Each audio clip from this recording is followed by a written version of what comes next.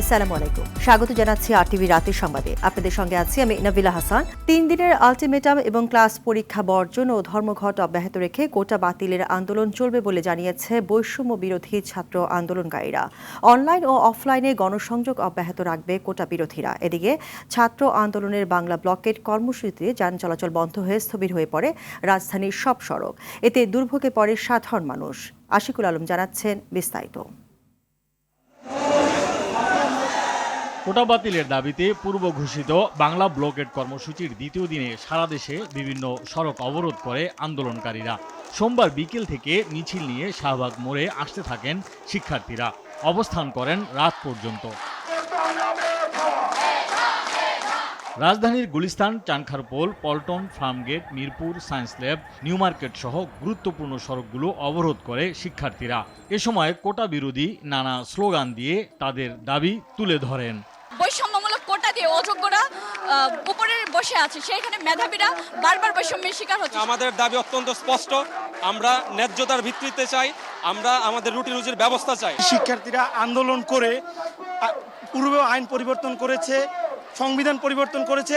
আমাদের দাবিটা মেনে নেওয়া হয় এবং কোটার যে একটা সংস্কার করা হয়, এটাই আমরা চাচ্ছি। মুক্তিযোদ্ধাদের সম্মান কিনে নেওয়ার কিছু নাই এই কোটার মাধ্যমে। আমরা যদি আন্দোলনটা চালিয়ে যেতে পারি তাহলে আমরা সফল হবই। এদিকে ঢাকা আরিচা, ঢাকা চট্টগ্রাম মহাসড়কে অবস্থান নেয় জাহাঙ্গীরনগর বিশ্ববিদ্যালয় ও কুমিল্লা বিশ্ববিদ্যালয়ের শিক্ষার্থীরা। ময়মনসিংহে রেলপথ অবরোধ করে বিক্ষোভ করে বাংলাদেশ কৃষি বিশ্ববিদ্যালয়। আমি একজন নারী হিসেবে মনে করি নারী কোটার কোনো দরকার নেই। নারীরা যেখানে অগ্রসর, কোটা সেখানে হাস্যকর। সরকার যতদিন পর্যন্ত আমাদের দাবি দেওয়া মেনে না নেবে ততদিন পর্যন্ত আমরা আন্দোলন চালাবো, এটা হচ্ছে আমাদের অঙ্গীকার। রাতে শাহবাগে পরবর্তী আন্দোলনের কর্মসূচি ঘোষণা করেন বৈষম্য বিরোধী ছাত্র আন্দোলন। সময় দিচ্ছি, আমাদের যে পরিপত্রটি ছিল সেটি বাতিলের জন্য যা ব্যবস্থা নেওয়ার ব্যবস্থা নিন। আমরা অর্ধবেলা ধরে ব্লকেট করছি, আমরা এই অর্ধবেলায় কিন্তু থেমে থাকবো না, সর্বাত্মক ব্লকেটের পরিকল্পনা করছি।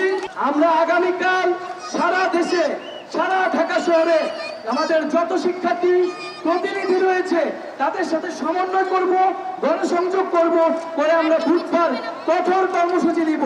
ছাত্র আন্দোলনের অবরোধে তীব্র যানজট সৃষ্টি হয় ঢাকায়। অফিস সময় শেষ হওয়ার পর জটিল হয় পরিস্থিতি। এতে চরম বিপাকে পড়েন সাধারণ মানুষ।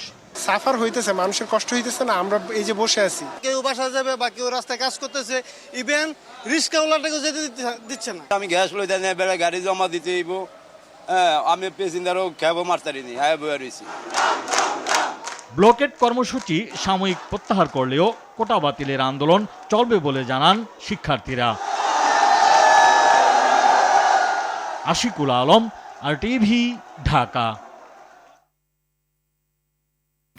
আকস্মিক রুদ্ধদ্বার বৈঠক করেছেন সরকারের 5 মন্ত্রী প্রতিমন্ত্রী। কী বিষয়ে এমন বৈঠক হয়েছে তা নিয়ে পরিষ্কার কোনো বক্তব্য দেননি উপস্থিত মন্ত্রী প্রতিমন্ত্রীরা।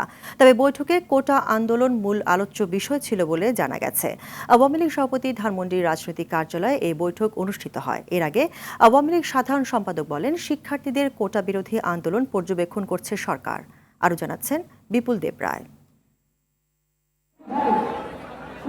সারা দেশে ছড়িয়ে পড়েছে চলমান কোটা বিরোধী আন্দোলন। এতে ব্যাহত হচ্ছে লেখাপড়া সহ স্বাভাবিক জনজীবন। পাশাপাশি সর্বজনীন পেনশন প্রত্যয় স্কিম নিয়ে আন্দোলন করছেন বিভিন্ন বিশ্ববিদ্যালয়ের শিক্ষকরা। এমন পরিস্থিতিতে সোমবার দুপুরে রাজধানীর ধানমন্ডিতে আওয়ামী লীগ সভাপতির রাজনৈতিক কার্যালয়ে বৈঠকে বসেন সেতুমন্ত্রী ওবায়দুল কাদের, আইনমন্ত্রী আনিসুল হক, শিক্ষামন্ত্রী মহিবুল হাসান চৌধুরী, শিক্ষা প্রতিমন্ত্রী শামসুন নাহার চাপা এবং তথ্য প্রতিমন্ত্রী মোহাম্মদ আলী আরাফাত। আকস্মিক এই বৈঠক কী বিষয় নিয়ে হয়েছে তা নিয়ে পরিষ্কার কোনো বক্তব্য দেননি বৈঠকে উপস্থিত মন্ত্রী প্রতিমন্ত্রীরা। তবে তথ্য প্রতিমন্ত্রী মোহাম্মদ আলী আরাফাত এক প্রশ্নের জবাবে বলেন, রাজনৈতিক সাংগঠনিক সামগ্রিক বিভিন্ন বিষয় নিয়ে কথা হয়েছে। কোনো সিদ্ধান্ত হয়নি, সিদ্ধান্ত নেওয়ার প্রক্রিয়ার মধ্যে আলাপ আলোচনা আমরা নিজেরাই করছি। কোটা আন্দোলন প্রসঙ্গে এক প্রশ্নের জবাবে শিক্ষামন্ত্রী জানান, সরকার আপিল করেছে, আদালতে বিচারাধীন বিষয় নিয়ে মন্তব্য করার কিছু নেই। আমাদের অবস্থান হচ্ছে আসলে আদালতে যে বিষয়টি বিচারাধীন আছে সেটা নিয়ে আমরা মন্তব্য করব না। যারা সেখানে দাবিটা করেছেন সেটা অপেক্ষা করতে হবে, তাদেরকেও অপেক্ষা করতে হবে। আমরা সরকার তো ইতিমধ্যেই একটা এই বিষয়ে আপিল করেছে। এর আগে দুপুর 12:30টায় সংবাদ সম্মেলনে আওয়ামী লীগ সাধারণ সম্পাদক বলেন, কোটা বিরোধী আন্দোলন এখন আর শিক্ষার্থীদের মাঝে নেই, এর মধ্যে রাজনীতি ঢুকে গেছে। বিএনপি প্রকাশ্যেই এবং তাদের সমমনস্করা তারা সাপোর্ট করেছে, কাজে এটা এখন পোলারাইজ পলিটিক্সের ধারার মধ্যেই পড়ে গেছে। এটার পলিটিক্যাল কালার নতুন করে বলার আর অপেক্ষা রাখে না। রাস্তাঘাট বন্ধ করে শিক্ষার্থীরা জনগণের দুর্ভোগ সৃষ্টি করছে জানিয়ে ওবায়দুল কাদের বলেন, আদালতের রায় না আসা পর্যন্ত আন্দোলন থেকে তাদের সরে আসা উচিত। আমরাও তো বলছি জনদুর্ভোগ পড়িয়া। বিপুল দেবরাই, RTV, ঢাকা। সাবেক প্রধানমন্ত্রী ও বিএনপি চেয়ারপারসন বেগম খালেদা জিয়া নিঃশর্ত মুক্তিতে আন্দোলন চলবে এবং তা এখন জাতীয় দাবিতে পরিণত হয়েছে, এমন মন্তব্য করেছেন দলটির মহাসচিব মির্জা ফখরুল ইসলাম আলমগীর। রাজধানী গুলশানে দলীয় চেয়ারপারসনের রাজনৈতিক কার্যালয়ে তিনি এমন কথা বলেন। সরকার মূল ইস্যুকে আড়াল করতে আবারও চাকরিতে কোটা যুক্ত করছে এমন অভিযোগ করে কোটা বাতিলের আন্দোলনকারীকে যৌক্তিক দাবি করে এতে বিএনপির কোনো ইন্ধন নেই বলেও জানান বিএনপি মহাসচিব। রিপোর্ট করছেন জাহিদ রহমান। সোমবার ভোররাতে হঠাৎ অসুস্থ হয়ে পড়লে সাবেক প্রধানমন্ত্রী ও বিএনপি চেয়ারপারসন বেগম খালেদা জিয়াকে জরুরি ভিত্তিতে আবারও রাজধানীর এবার কেয়ার হাসপাতালে ভর্তি করা হয়। বেগম জিয়াকে হাসপাতালে দেখতে যান বিএনপি মহাসচিব। পরে রাজধানীর গুলশানে দলীয় চেয়ারপারসনের রাজনৈতিক কার্যালয়ে সাংবাদিকদের সাথে কথা বলেন মির্জা ফখরুল। অভিযোগ করেন, রাজনৈতিক কারণে বেগম খালেদা জিয়ার উন্নত চিকিৎসা হচ্ছে না। এখন এটা একটা জাতীয় দাবিতে পরিণত হয়েছে যে দেশনেত্রী বেগম খালেদা জিয়াকে মুক্তি দিতে হবে, নিঃশর্ত মুক্তি।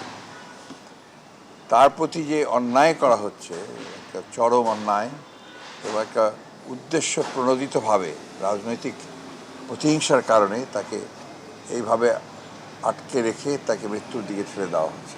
অগণতান্ত্রিক বা নিয়মের বাইরে গিয়ে আপনার কোনো কিছু করতে চাই না, কিন্তু সরকারের দায়িত্ব যেটা আমি মনে করি যে থেকে সাড়া দিয়ে সরকার ইমিডিয়েটলি তার মুক্তির ব্যবস্থা করা প্রয়োজন। 2018 সালে কোটা বাদ দেওয়া হলেও সাম্প্রতিক সময়ে আবারও তা চাকরিতে যুক্ত করা হয়েছে মন্তব্য করে আন্দোলনকে আবারও যৌক্তিক দাবি করেন বিএনপি মহাসচিব। ছেলেদের যে দাবি, এই দাবি সরকারকে আমরা বলেছি আমরা সমর্থন করি, এটা অত্যন্ত যৌক্তিক দাবি।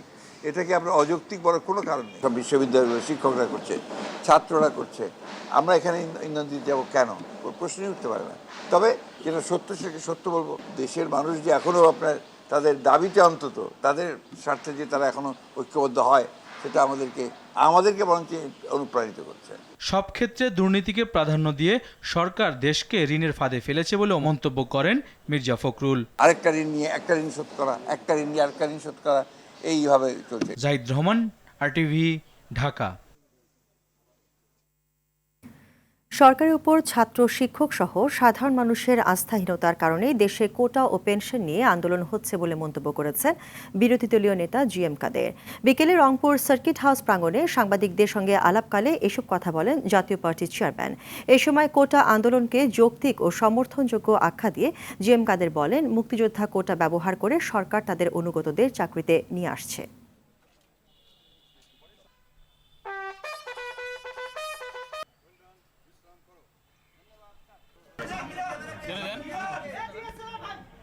একটা আস্থাহীনতার পরিবেশ দেশে বিরাজ করছে এবং সেটা কোটা আন্দোলনই বলি বা পেনশনের কথাই বলি, এই কোটার মাধ্যমে নিজস্ব লোকজনকে, যেটা কথা হচ্ছে যে মুক্তিযোদ্ধাদের এগুলো তেমন নয়, এটা সাধারণ মানুষের ধারণা বা স্টুডেন্টদের কাছে আমি যা শুনেছি, এটা বিভিন্নভাবে বিভিন্ন লোককে মুক্তিযোদ্ধার নাম বলে বা না বলে তাদের আত্মীয় স্বজন সহ নিজস্ব লোক একেবারে যারা অন্ধভাবে আনুগত্য করবে বর্তমান সরকারের লাঠিয়াল বাহিনী হোক বা যেভাবে প্রশাসনে, সেই ধরনের মানুষকে নিয়ে আসার জন্য, সামনে নিয়ে আসার জন্য এই কোটা সিস্টেমটাকে ব্যবহার করা হচ্ছে এবং সেখানে এই ধরনের সিস্টেমটা আবার চালু হতে পারে। কোটা পদ্ধতি নিয়ে হাইকোর্টে পূর্ণাঙ্গ রায়ের অপেক্ষায় আছেন বলে জানালেন attorney general AM Amin Uddin. বলেন, আদালতে বিচারাধীন বিষয়ে রাজপথে আন্দোলন না করে আন্দোলনকারীদের ধৈর্য ধরার অনুরোধ জানান। দুপুরে অ্যাটর্নি জেনারেল কার্যালয়ে সাংবাদিকদের এক প্রশ্নের জবাবে এই কথা বলেন তিনি।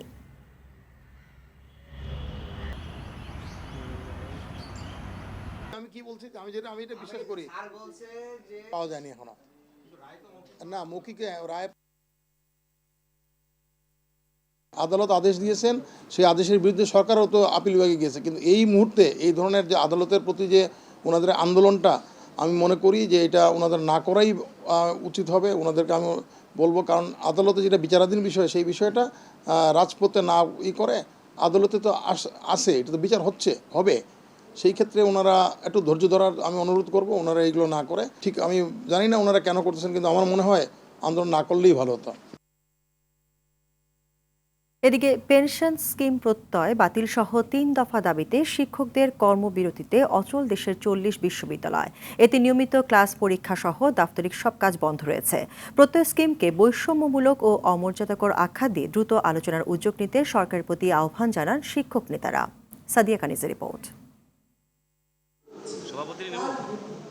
শিক্ষকদের টানা কর্মবিরতিতে অচল দেশের সব কয়টি পাবলিক বিশ্ববিদ্যালয়। ক্লাস পরীক্ষা ও প্রশাসনিক কাজের পাশাপাশি বন্ধ রয়েছে অনলাইন, সান্ধ্যকালীন ও প্রফেশনাল কোর্সের ক্লাস। দাবি আদায়ে সোমবার ঢাকা বিশ্ববিদ্যালয়ের কলাভবনের মূল ফটকে অবস্থান কর্মসূচি পালন করেন শিক্ষকরা। প্রত্যয় স্কিম বাস্তবায়নের পেছনে আমলাদের ষড়যন্ত্র রয়েছে বলে অভিযোগ তাদের। যেখানে সারা পৃথিবী শিক্ষকদের যথেষ্ট সম্মান নিয়ে বেঁচে থাকে, শিক্ষকরা সবার আদর্শ হয়, সেখানে আমাদের কেন এই অবস্থা? সমস্ত জায়গাগুলোতে আওয়াজ উঠেছে যে প্রত্যয় একটি বৈষম্যমূলক স্কিম। সাবেক সচিবরাও বলছেন যে এটি সমন্বয়হীনতার কারণে ঘটেছে। তারা কেন কঠোর মনোভাব দেখাচ্ছে, তারা কেন বুঝতে চাচ্ছে না, তারা এটাকে কোনো গুরুত্বই দিচ্ছে না, এটা সরকারের বিষয়। কিন্তু আমাদের কথা হচ্ছে আমাদের দাবি পূরণ হতে হবে, আর আমাদের দাবি কখনোই অযৌক্তিক না। প্রত্যয় স্কিম বাতিল সহ ৩ দফা দাবি না মানা পর্যন্ত ক্লাসে ফিরবেন না বলেও জানান শিক্ষক নেতারা। অচল অবস্থা নিরসনে সরকার দ্রুত পদক্ষেপ নেবে বলে আশা তাদের।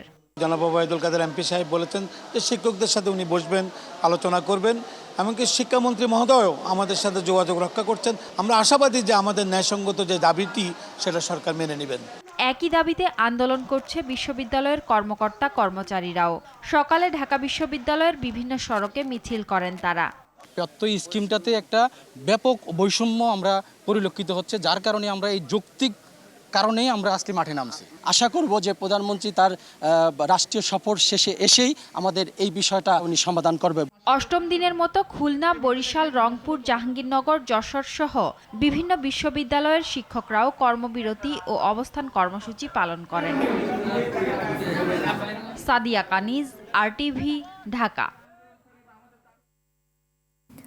সরকারি কর্ম কমিশন PSCর অধীনে BCS পরীক্ষা সহ 30টি নিয়োগ পরীক্ষার প্রশ্ন ফাঁসের ঘটনায় আলোচনায় আসা সৈয়দ আবেদ আলী ও তার ছেলে সৈয়দ সোহানুর রহমান সিয়াম সহ 17 জনকে গ্রেফতার করেছে পুলিশের অপরাধ তদন্ত বিভাগ CID। সোমবার রাতে রাজধানী সহ দেশের বিভিন্ন স্থান থেকে তাদের আটক করা হয়। গ্রেফতারকৃতরা হলেন PSCর উপপরিচালক মোহাম্মদ আবু জাফর, মোহাম্মদ জাহাঙ্গীর আলম, সহকারী পরিচালক মোহাম্মদ আলমগীর কবির, অডিটর প্রিয়নাথ রায়, নোমান সিদ্দিকী, সাবেক চেয়ারম্যানের গাড়ি চালক সৈয়দ আবেদ আলী, তার ছেলে সৈয়দ সোহানুর রহমান সিয়াম সহ একজন অফিস সহকারী রয়েছেন। তাদের বিষয়ে CIDর এক ঊর্ধ্বতন কর্মকর্তা বলেন, সাঁড়াশি অভিযান চলছে। যাদের বিরুদ্ধে সংশ্লিষ্টতার তথ্য পাওয়া যাবে কাউকে ছাড় দেওয়া হবে না।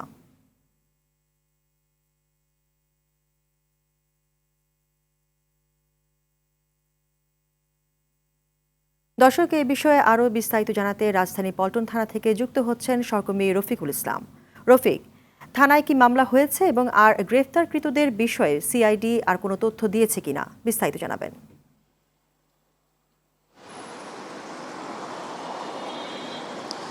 নাবিলা, আমাদের কাছে যে তথ্য আছে এখন পর্যন্ত আসলে থানায় কোনো মামলা হয়নি। তবে আমি কিছুক্ষণ আগে CIDর কর্মকর্তাদের সঙ্গে কথা বলেছি। তারা যেটি জানিয়েছেন যে কিছুক্ষণের মধ্যেই আসলে CIDর একটি প্রতিনিধি দল তারা পল্টন থানায় আসবেন এবং পল্টন থানায় এসে এই যে গ্রেপ্তারকৃত 17 জন, সেই 17 জনের বিরুদ্ধে আসলে মামলা দায়ের করবেন। তবে আসলে মামলায় আসলে কি ধারা দেওয়া হবে সেই বিষয়গুলো কিন্তু এখনও জানা যায়নি। CIDর প্রতিনিধি দল থানায় আসলে তারা যখন মামলা দিবেন তারপরে হয়তো আপনারা জানতে পারবো আসলে কি ধারায় আসলে তাদের তাদেরকে গ্রেপ্তার দেখানো হচ্ছে। তবে ইতিমধ্যে কিন্তু আমরা আসলে জানতে পেরেছি যে প্রশ্ন ফাঁসের বিষয়টি এসেছে। এই প্রশ্ন ফাঁস ছাড়াও আসলে অন্যান্য কী কী অপরাধের সঙ্গে তারা জড়িত আছে কিনা সেসব বিষয়ে কিন্তু মামলার পরে আসলে জানা যাবে। আর তাদের বিরুদ্ধে আসলে যে 17 জনকে গ্রেপ্তার করা হয়েছে তাদের বিরুদ্ধে আসলে বিস্তারিত তথ্য এখনও কিছু জানা যায়নি। তবে ইতিমধ্যে যেটি আমরা জানতে পেরেছি যে পিএসসি 2 জন উপপরিচালক, একজন সহকারী পরিচালক এই 17 জনের মধ্যে রয়েছেন। তাছাড়াও একজন সাবেক গাড়ি চালক, পিএসসির একজন ঊর্ধ্বতন কর্মকর্তার গাড়ি চালক, তাকে গ্রেপ্তার করা হয়েছে এবং তার ছেলেকে গ্রেপ্তার করা হয়েছে। এই মোট 17 জনকে আসলে গ্রেপ্তার করা হয়েছে আমরা ইতিমধ্যে জেনেছি। থানায় আসলে এই প্রতিনিধি দল আসলে আসলে জানা যাবে পরবর্তীতে আসলে তাদের বিরুদ্ধে কি কি ধারা দেওয়া হচ্ছে। এবং সিআইডির পক্ষ থেকে একটি বিষয় জানানো হয়েছে যে প্রশ্ন ফাঁসের সঙ্গে আসলে যারাই জড়িত তাদেরকে গ্রেপ্তারের আওতায় আনা হবে। ইতিমধ্যে আমরা জানতে পেরেছি যে বিসিএস সহ আসলে 30টিরও অধিক এই পিএসসির অধীনস্থ যে পরীক্ষাগুলো হয় সেই পরীক্ষাগুলোর প্রশ্ন আসলে এই চক্রটি ফাঁস করত এবং এই প্রশ্ন ফাঁসের মাধ্যমে কিন্তু বিপুল পরিমাণ অর্থ সম্পত্তির মালিকও তারা হয়েছেন বলে আমাদেরকে ইতিমধ্যে জানানো হয়েছে। তা সব মিলিয়ে আসলে সিআইডির প্রতিনিধি দল থানায় আসলে আসলে আরও বিস্তারিত জানা যাবে এবং আপনার মাধ্যমে পরবর্তী সংবাদে হয়তো বিস্তারিত আরও জানানো যাবে। নাবিলা, এই ছিল আসলে এখান থেকে সর্বশেষ তথ্য। ধন্যবাদ আপনাকে। জ্ঞাত আয় বহির্ভূত সম্পদ অর্জনের অভিযোগে দুর্নীতি দমন কমিশন দুদকের করা মামলায় সিলেটের কাস্টমস, এক্সাইজ ও ভ্যাট কমিশনার মোহাম্মদ এনামুল হকের দেশ থেকে নিষেধাজ্ঞা আরোপ করেছেন আদালত। সকালে ঢাকা মেট্রোপলিটন সিনিয়র স্পেশাল জজ মোহাম্মদ আসমাস মুসজুগলুল হোসেনের আদালত দুদকের আবেদনের পরিপ্রেক্ষিতে এই আদেশ দেন। আজ মামলাটি তদন্ত কর্মকর্তা দুদকের উপপরিচালক ফারজানা ইয়াসমিন মোহাম্মদ এনামুল হকের দেশ থেকে নিষেধাজ্ঞার আবেদন করেন। আবেদনের পরিপ্রেক্ষিতে বিচারক এই আদেশ দেন। এদিকে বেনজিরের গুলশানের 4টি ফ্ল্যাট পরিদর্শন করেছে দুদকের একটি টিম।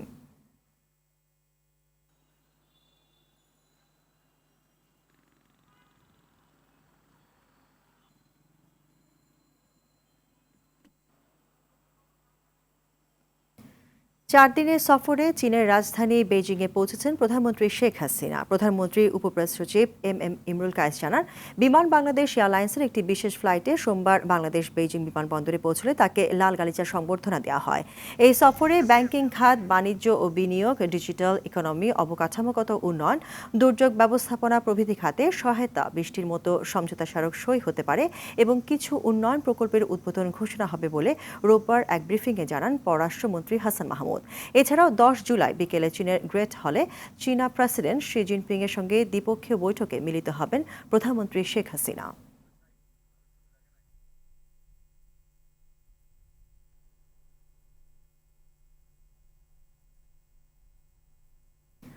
উজানের ঢল আর ভারী বৃষ্টি কমে যাওয়ায় অপরিবর্তিত রয়েছে বন্যা পরিস্থিতি। তবে গেল কয়েকদিনে নদ নদীর পানি অস্বাভাবিকভাবে বৃদ্ধি পাওয়ায় কুড়িগ্রাম ও টাঙ্গাইলের কয়েকটি বেড়িবাঁধ ভেঙে প্লাবিত হয়েছে নিম্নাঞ্চল।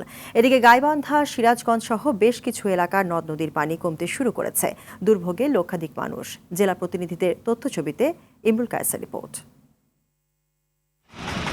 ভারত থেকে নেমে আসা উজানের ঢল আর ভারী বৃষ্টিতে বন্যা পরিস্থিতির সৃষ্টি হয় দেশের উত্তরের জেলা কুড়িগ্রাম, গাইবান্ধা সহ বেশ কিছু এলাকায়। গেল কয়েকদিনে কুড়িগ্রামের দুধকুমার নদীর পানি অস্বাভাবিকভাবে বৃদ্ধি পেয়ে নাগেশ্বরী উপজেলার 2টি পয়েন্টের বেড়িবাঁধ ভেঙে গেছে। এতে প্লাবিত হচ্ছে বিভিন্ন এলাকা, পানিবন্দী লাখো মানুষ। গরু, ছাগল, ভেড়া, মানুষজন সবগুলাই একটা ঘরের মধ্যে আসি। এই ঘরটা আজকে ডুবে গেল। রাস্তাঘাট তলিয়ে গেছে, আবার বাড়ি তলিয়ে গেছে। শুধু আমাদের না, পুরো ইউনিয়নবাসী অনেক কষ্টে আছে। খাওয়া দাওয়া নাই, ঘর দুয়ার আইলা উইলা পইরা টইরা গেছে গা, ধানের মাছ আটাছে সব ডাইবা ডুবে গেছে। টাঙ্গাইলের কালীহাতির হাতিয়া এলাকায় বাঁধ ভেঙে প্লাবিত বিস্তীর্ণ এলাকা। বন্যার পানিতে ভেসে গেছে পুকুরের মাছ, তলিয়েছে নিম্নাঞ্চল। জামালপুরে গত 24 ঘন্টায় বাহাদুরাবাদ ঘাট পয়েন্টে যমুনা নদীর পানি 4 সেন্টিমিটার কমে বিপদসীমার 83 সেন্টিমিটার উপর দিয়ে প্রবাহিত হচ্ছে। তবে ব্রহ্মপুত্র নদের পানি বৃদ্ধি অব্যাহত রয়েছে। রাস্তা তলায় গেছে গা, বাড়ি ঘর তলায় গেছে গা, আমরা গাড়িও চালাইতে পারি না। আমগর তো কামাই করে খাওয়া লাগবো, রাস্তাঘাট তলায় গেছে গা, আমরা তো বন্যাতে বাড়িতে পারতাছি না। এদিকে গাইবান্ধায় কমতে শুরু করেছে নদ নদীর পানি, তবে বেড়েছে দুর্ভোগ। বন্যার প্রভাবে জেলার 140টি শিক্ষা প্রতিষ্ঠানে এইচএসসি পরীক্ষা ও পাঠদান বন্ধ রয়েছে। ডুবে গেছে 4 উপজেলার 2545 হেক্টর ফসলি জমি। পানি কমেছে সিরাজগঞ্জের যমুনা নদীরও। তবে বিশুদ্ধ পানি ও নিরাপদ খাবারের সংকটে দুর্ভোগ বেড়েছে বন্যার্তদের।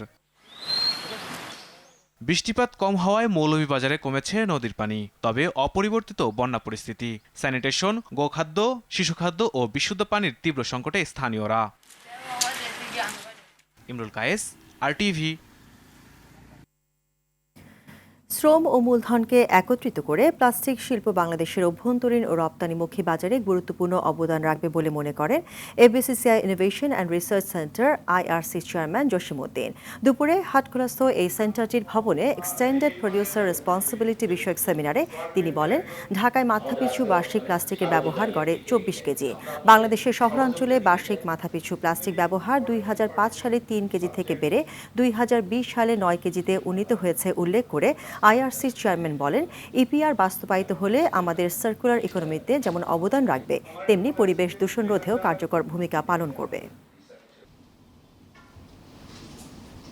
পলিসি করার সময় আমরা পলিসিটা আমাদের EPRটা নিয়ে অনেকগুলি মিটিং হয়েছেন, সেখানে প্লাস্টিক অ্যাসোসিয়েশন, আমি যখন FBCA প্রেসিডেন্ট ছিলাম FBCA থেকেও রিপ্রেজেন্টেশন ছিল, অনেক আমাদের স্টেক হোল্ডাররা যারা ছিলেন তাদেরও অনেক মিটিংয়ে অংশগ্রহণ করেছেন। আমাদের কিছু সাজেশনও ছিল, অ্যাকর্ডিংলি সেই সাজেশনগুলি রেখেছেন। কিছু হয়তো আরও অ্যামেন্ডমেন্ট লাগবে, কারণ ভবিষ্যতে যখন এই কাজটি করতে যাবেন আরও দেখবেন যে প্র্যাকটিক্যাল সিচুয়েশনে হয়তো আরও কিছু অ্যামেন্ডমেন্ট লাগবে। রাতের সংবাদ এই পর্যন্তই। সর্বশেষ সংবাদ জানতে যে কোনো মোবাইল থেকে 24141 নম্বরে ডায়াল করুন। মধ্যরাতের সংবাদ 1টায় দেখার আমন্ত্রণ রইল। ধন্যবাদ সবাইকে।